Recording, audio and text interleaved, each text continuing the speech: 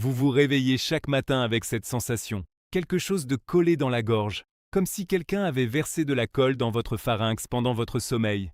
Vous toussez, vous vous raclez la gorge, vous essayez de faire sortir ce truc, et pendant quelques secondes, vous avez l'impression d'y être arrivé. Mais 2 minutes plus tard, c'est revenu, c'est là, de nouveau, et ça se répète chaque jour, chaque matin, toute la journée, depuis des semaines, peut-être des mois. Vous êtes allé voir votre médecin, on vous a dit que c'était une allergie. Vous avez pris l'antihistaminique, ça n'a pas marché. On vous a dit que c'était un petit rhume, vous avez pris l'antibiotique, ça n'a rien résolu. On vous a dit que c'était le temps sec, la climatisation, la pollution. On vous a prescrit un sirop coloré qui a soulagé pendant 2 jours. Et puis tout est revenu exactement comme avant. Vous savez ce que c'est? C'est votre corps qui essaie de vous dire quelque chose.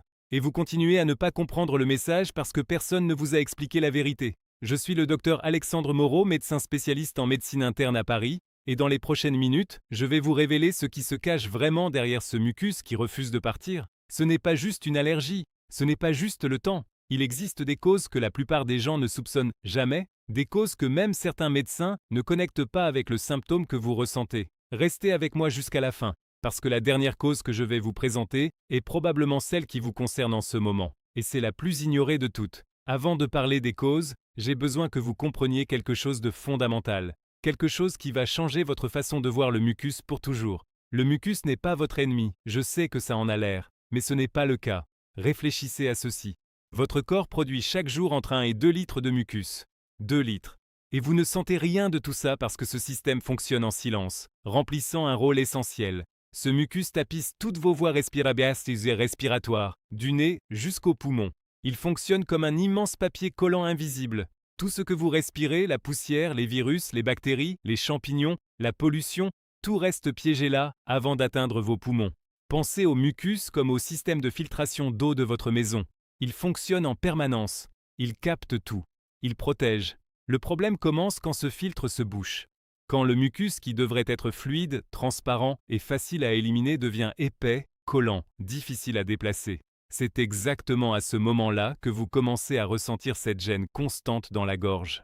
Et pourquoi est-ce que ça arrive? C'est ce que je vais vous montrer maintenant. Cause numéro 5. La déshydratation que vous ignorez. Je commence par la plus simple, parce qu'elle est à la base de tout. Le mucus est composé d'environ 97% d'eau. Seulement 3% sont des protéines, des sels minéraux et des anticorps. Cela signifie que si vous ne buvez pas assez d'eau, votre mucus s'épaissit littéralement.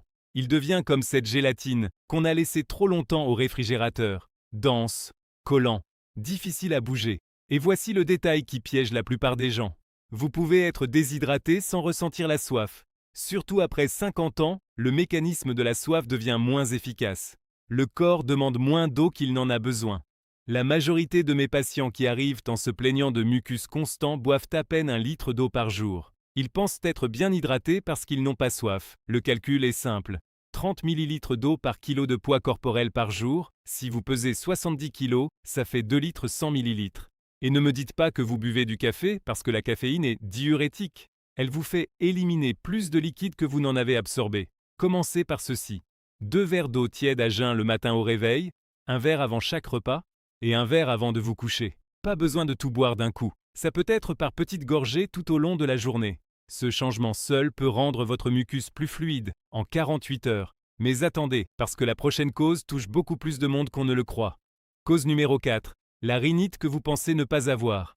Selon les données de l'Organisation mondiale de l'allergie, entre 30 et 40% de la population mondiale souffre de rhinite allergique. En France, les études montrent que la rhinite touche environ 1 Français sur 3, une personne sur 3 que vous connaissez. Mais vous savez ce qui est curieux? La majorité de ces personnes ne savent pas qu'elles ont une rhinite. Et pourquoi? Parce qu'elles n'associent ainsi pas le mucus dans la gorge avec la rhinite. Elles pensent qu'un an que la rhinite, c'est les éternuements, les démangeaisons du nez, le nez qui coule. Et ça peut l'être. Mais chez beaucoup d'adultes, surtout les plus âgés, la rhinite se manifeste d'une façon différente, plus silencieuse. On appelle ça l'écoulement post-nasal. Laissez-moi vous expliquer ce qui se passe. Quand la muqueuse du nez devient enflammée à cause d'un allergène, que ce soit les acariens, la poussière, les poils d'animaux, les moisissures ou même un changement brusque de température, le nez commence à produire du mucus en excès. Ce mucus, au lieu de couler par le nez, coule vers le bas, par le fond de la gorge. Il s'accumule là, surtout quand vous êtes allongé. C'est pour ça que le mucus empire la nuit et le matin au réveil. Vous avez dormi à l'horizontale pendant 8 heures et le mucus n'a pas cessé de couler dans votre gorge pendant tout ce temps. Au réveil, cette sensation de quelque chose de collé, c'est le résultat de ce processus nocturne invisible. J'ai eu un patient, monsieur Édouard, 71 ans, retraité de Lyon, qui est arrivé dans mon cabinet en disant qu'il se réveillait chaque jour avec la voix bloquée et un raclement de gorge qui ne s'arrêtait pas. Il était certain que c'était la climatisation de sa chambre. Nous avons fait les investigations appropriées et nous avons découvert une rhinite allergique modérée, sans aucun éternuement, sans nez qui coule, juste l'écoulement silencieux. 3 semaines après avoir commencé le traitement correct, il m'a appelé pour me dire qu'il s'était réveillé pour la première fois en 2 ans sans avoir besoin de se racler la gorge. La solution commence par l'investigation. Si vous suspectez une rhinite, parlez à votre médecin de faire des tests pour identifier l'allergène. En attendant, le lavage nasal au sérum physiologique à 0,9% 2 fois par jour, matin et soir, est l'un des outils les plus puissants et les moins chers qui existent, Mélisse. Il débouche les voies. Il élimine les allergènes. Il réduit l'inflammation. Simple, efficace et disponible dans toutes les pharmacies. Mais attendez, parce que la prochaine cause nécessite encore plus d'attention.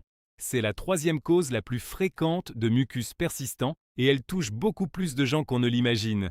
Cause numéro 3. La sinusite qui ne fait pas mal.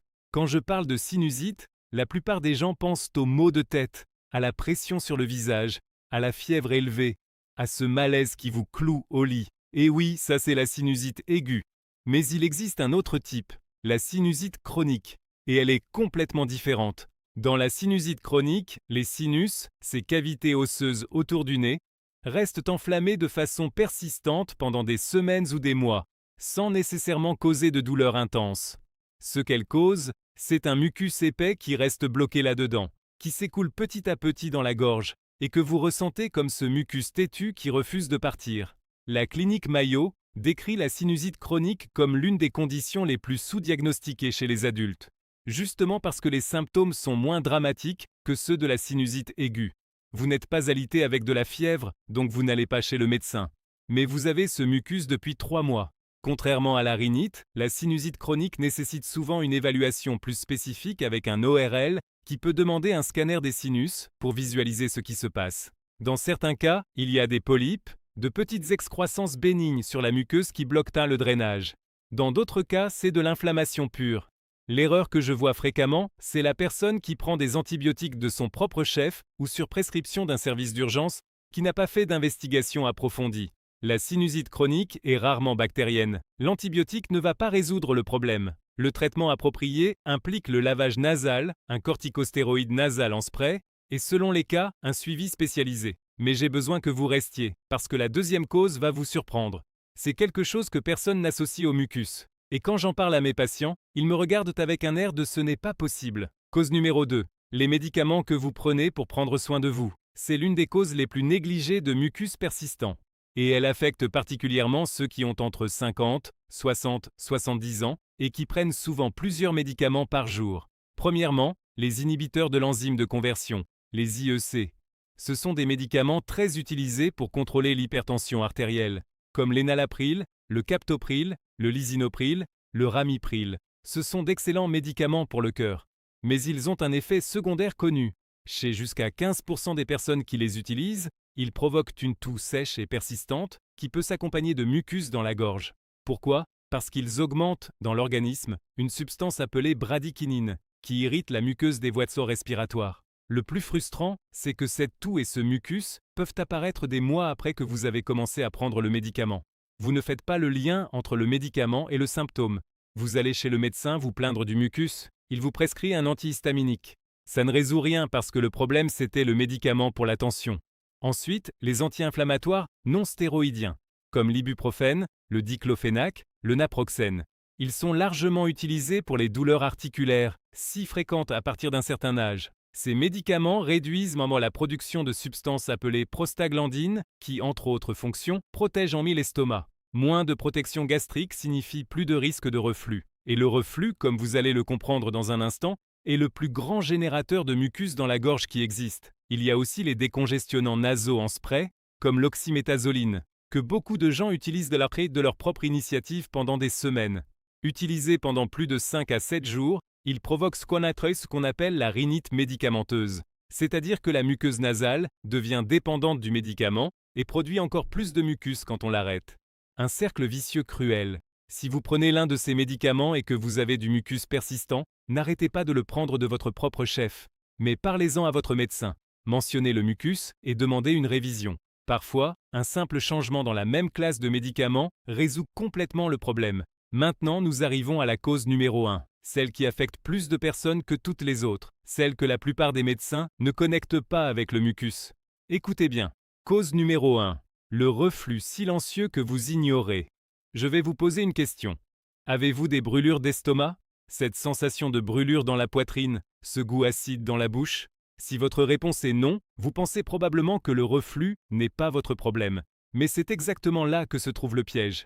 Il existe un type de reflux qui ne cause pas de brûlure d'estomac, qui ne cause pas de sensation de brûlure, qui ne cause aucun symptôme digestif classique. On l'appelle le reflux laryngopharyngé ou reflux silencieux. Et ces symptômes sont presque tous dans la gorge. Une revue de littérature publiée dans des revues médicales internationales, basée sur des recherches de PubMed, liste comme symptômes les plus courants du reflux laryngopharyngé exactement ceci: excès de mucus dans la gorge, raclement de gorge persistant, enrouement, sensation de quelque chose de coincé dans la gorge, tout sèche. Ça vous semble familier?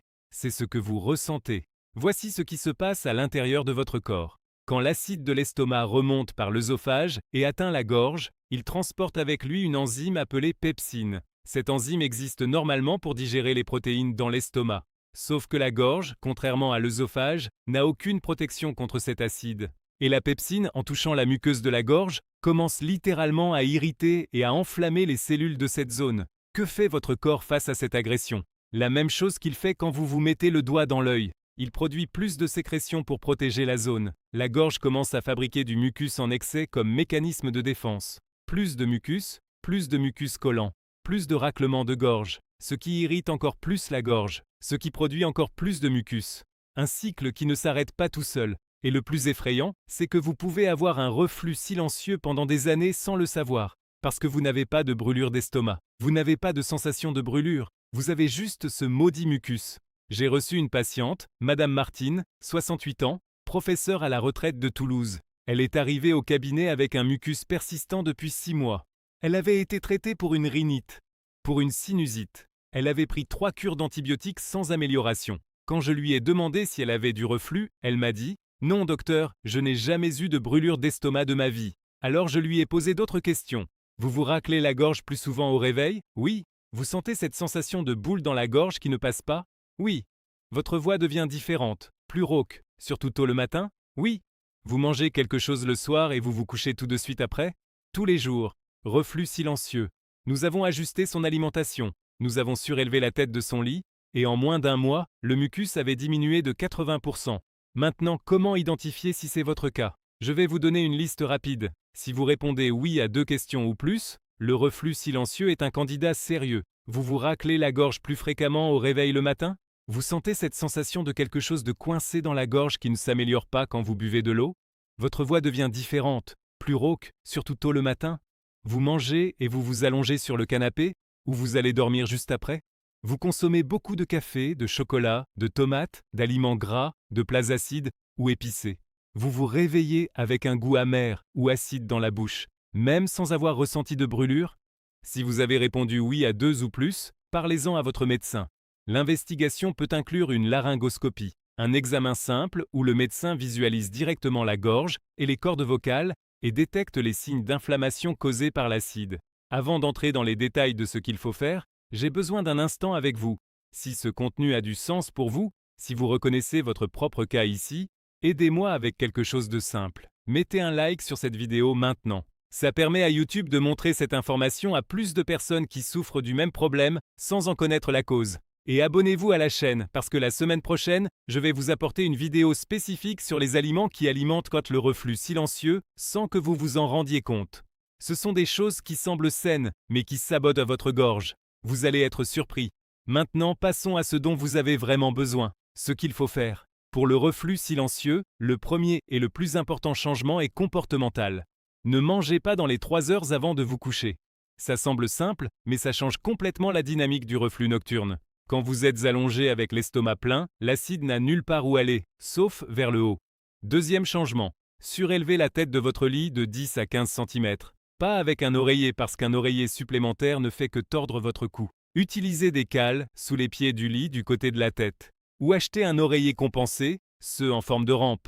Cette inclinaison utilise la gravité en votre faveur, empêchant l'acide de remonter pendant que vous dormez. Troisième changement. Revoyez votre alimentation. Les plus grands déclencheurs du reflux sont le café en excès, le chocolat, les tomates et les sauces tomates, les aliments gras et les fritures, l'alcool, la menthe, le piment et les sodas.